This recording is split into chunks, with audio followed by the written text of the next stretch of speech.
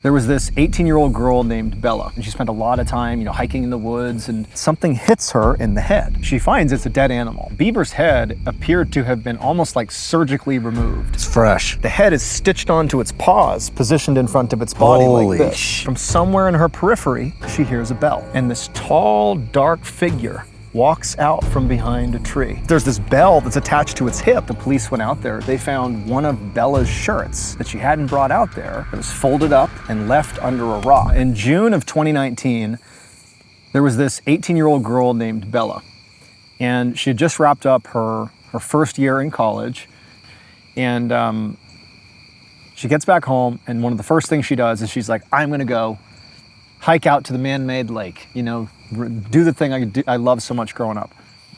And so she parks, she gets out, she starts this hike, she goes through the woods, she reaches the stream, she's walking along, and everything's going great.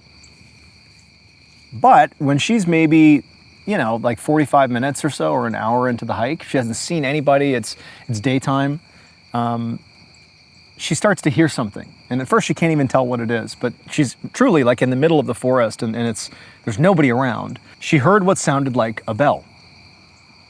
But it wasn't very loud. I mean, it was loud enough that she could hear it clearly, but she couldn't tell if it was like a big like cowbell size bell, or if it's like a little bell, or if it's on a church steeple somewhere, but she's like, there aren't any churches anywhere near here. And so she stops.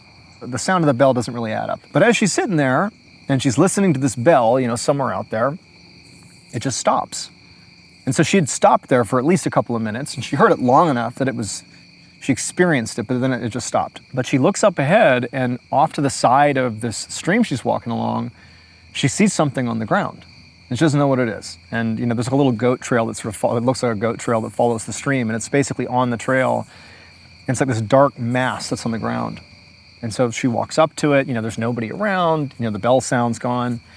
And she finds it's an animal. It's a dead animal. It's a beaver.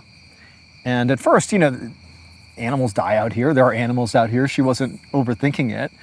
But as she got close to it, she realized that its head was gone. Its head was missing, which again, in the wild, it happens, animal predation, it is what it is.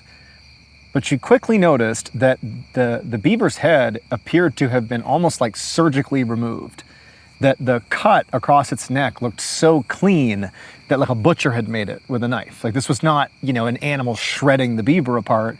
This was a tool was used to cut the head off. And so that goes through her head. So the first thing she thinks after that is, that's weird, but she kicks it with her foot and she feels it's kind of like still, it's not rigid yet. Rigor mortis hasn't set in. And she's thinking, oh my gosh, I've stumbled across some other predator's prey.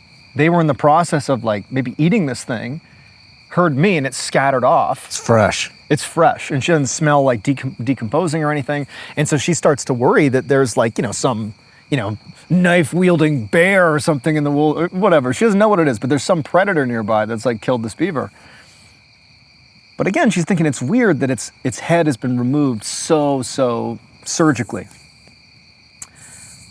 But after a minute or two, she just kind of convinces herself that like, you know what, I'm in the wild, it's a dead animal in the wild. Yeah, it's weird, but not that big of a deal. Mm-hmm. And so she just decides to walk on and just forget about the beaver. And so she walks the next 15 minutes or so. She meets the east to west running river. She turns, she follows the east to west running river to the man-made lake.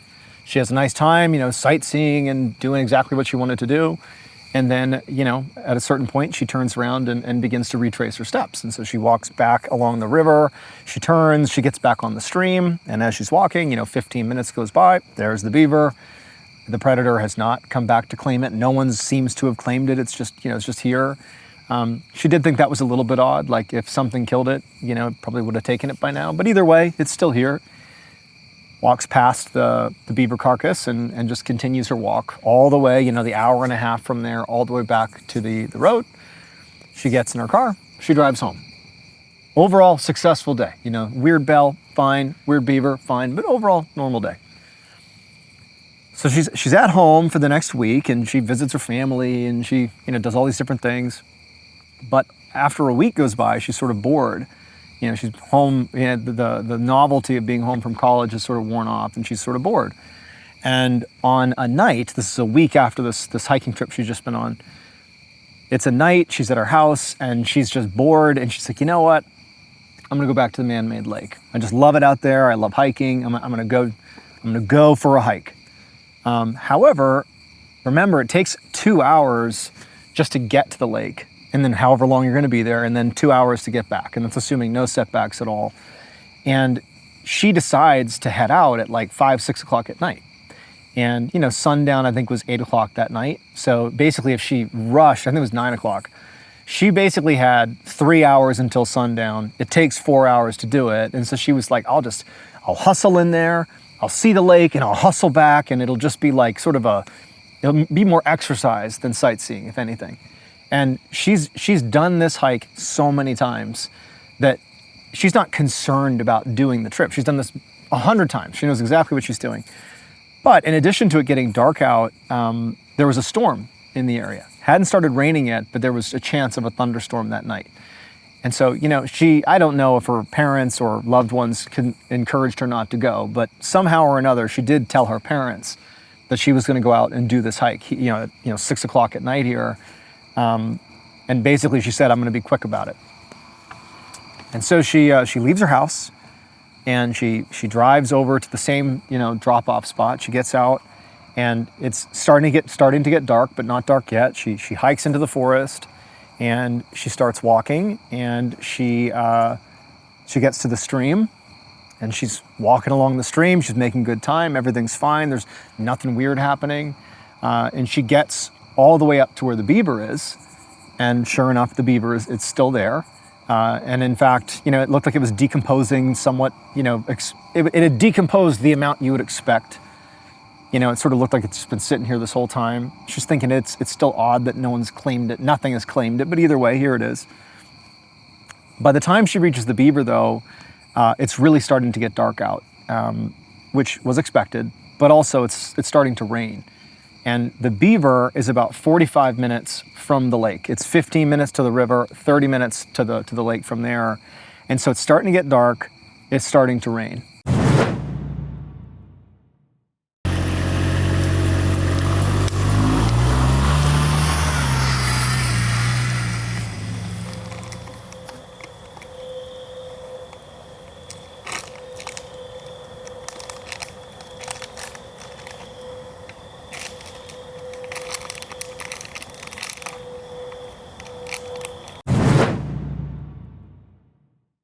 And so she's sort of reached a point at the beaver where she needs to make a decision. Am I going to keep going or not? And she decides that, you know what, screw it.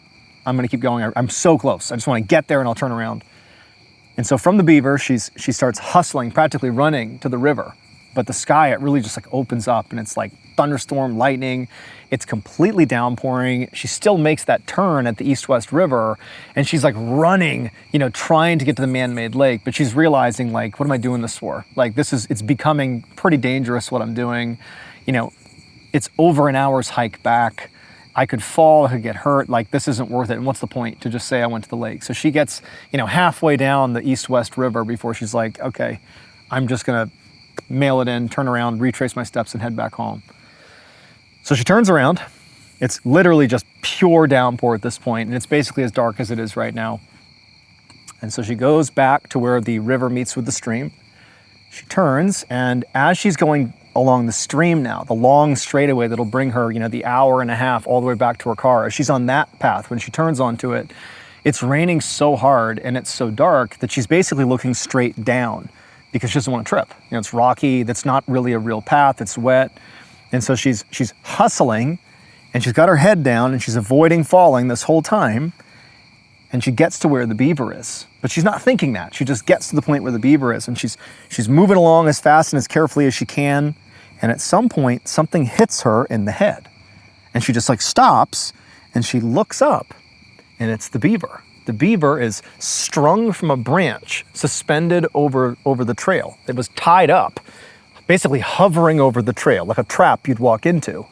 And it's got its head back, but the head is stitched onto its paws, positioned in front of its body like this. Holy shit. And it's decomposing, and so it's like slimy and gross, and she's walked square into it. But think about the implication here. When she came through 15 minutes ago, The dead beaver was right there on the ground. She's only been gone for like 15 minutes or so, and it's dark out, it's thunder and lightning out. She's over an hour away from her car in the middle of the forest, and this dead beaver is now suspended above the trail. It had to have happened in the last 15 minutes. And as she is figuring out what she's going to do, from somewhere in her periphery, she hears a bell. It begins to ring in the forest right near her. It's the same bell she heard a week ago. She has no idea the connection, but it's undeniable that this is so horrifying. And she immediately goes into this mindset of like, I can't run. Because if I try to run from here, I'm gonna panic. I'm too far away to run. I have to like stay composed. And so she sidesteps the dangling carcass with its head, doing her best not to panic, that clearly somebody's watching this. Someone's watching me right now. It's dark enough that she really can't see into the forest, and she's hearing this bell sort of off in the distance as it seems to be moving closer to her. She walks past the carcass and she starts basically speed walking, but controlled, back towards her car. And after maybe 10 or 15 steps, the bell sound starts getting louder and louder and louder. Something is sort of crashing through the woods behind her.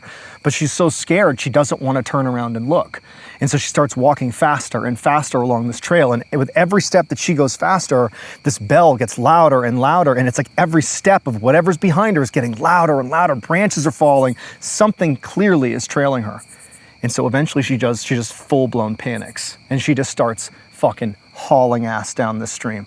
She is just running as fast as she can, and the whole time there's this bell and crashing, it's raining, it's thundering and lightning. She has no idea what's going on. All she knows is there's something that is chasing her through the forest at this point, and it is like adrenaline mode, running as fast as she can. And as she's running, she pulls out her phone and she calls her dad, but he doesn't pick up. She puts her phone back, she's still running. And eventually she just trips after like running as fast as she can. She trips and face plants on the trail, hits her head pretty good. And as soon as she falls, she can hear the rain and thunder and lightning, but whatever was behind her stopped. The bell stopped, everything stopped. And she's just laying there, she's totally out of breath, but she kind of gets herself up. She hasn't turned around yet. She's still just like on the ground looking this way. And she knows that she's so far from her car at this point, like she has to just turn around and see what's behind her. She has to look, like she's too far, she's not gonna make it. Whatever it is, it's right behind her. And so she kind of composes herself a little bit, she's totally out of breath, and she turns around. And behind her, it's like, there's not much of a trail, but there's the trail she'd been running on next to the stream, and there's a little bit of a clearing where she's looking. And there's a little bit of moonlight coming through, and she's looking back basically out towards just a bunch of trees and a little bit of a clearing, and there's nothing there. There's nothing in the clearing. And for a second, she's thinking it's all in my head. And then she's thinking, did I have a bell on me that's the sound it's been making? Have I been making this up in my head? But then somewhere off in the woods, she hears the bell ring, and this tall, dark figure walks out from behind a tree and stands in the middle of the trail and looks at her. And she sees there's this bell that's attached to its hip. And so every step it's taking, that's the sound of the bell, is this enormous creature that's, charging through the woods. And so she doesn't even know what it is. She doesn't know if it's human. She doesn't know what's going on, but she just gets up, turns, and just keeps on running. She pulls out her phone, and this time when she calls her dad picks up. And so she's charging through the woods. Her dad's on the line. She's screaming at him, like, come to the pickup point. Someone's chasing me through the woods. And she's running along, and the dad, like, instinctively knows, like, clearly there's something going on. He and his wife hop in the car. They speed out to that where her car was, where their daughter's car was. And the whole time, Bella's charging through the woods. This thing's chasing her with the bell. And when the parents actually got to the pickup point, they've been on the phone with Bella the whole time. She's been screaming and crying into the phone. And she would keep saying to them on the phone, Bella, that it has a bell. Can you hear the bell? Like almost to prove that it was actually real. This thing was really happening. And the parents would later say they could actually hear in the woods this bell just like chiming through the woods. Their daughter's being chased by whatever this thing is. And so the dad, he's like, where are you? And she's just running through the woods. He eventually just runs in after her, and he practically collides with her. She's like 15 minutes away. He runs into her. He grabs her. He turns around without even looking and basically runs her out of the woods. They practically jump into the car, and they drive off. And there's nothing there as they're peeling away. Whatever it was, they couldn't even see it.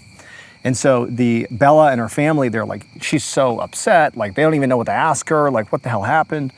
They go straight to the police station because they don't know what else to do. Like, they don't know what to make of this. They don't know how real this really was. They go to the police station, And the police are like, all right, we'll take a look. Like, we don't know what to make of this either. And so the following day, when it was bright out, the police went out there to go search the woods, which, there really shouldn't be anybody out there.